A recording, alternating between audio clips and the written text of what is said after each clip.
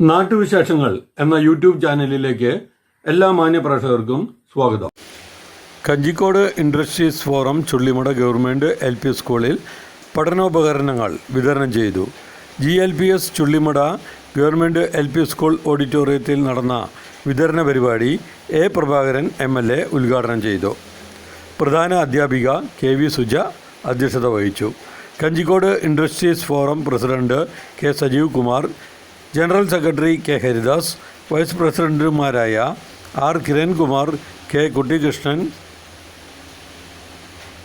എന്നിവർ സംസാരിച്ചു. പുതുശ്ശേരി പഞ്ചായത്ത് അംഗങ്ങളുടെയും രക്ഷിതാക്കളുടെയും സാന്നിധ്യത്തിൽ നടന്ന ചടങ്ങിൽ കുട്ടികൾക്ക് പഠനത്തിനാവശ്യമായ എല്ലാ വസ്തുക്കളും നൽകി. S. ഷീബ നന്ദി പറഞ്ഞു.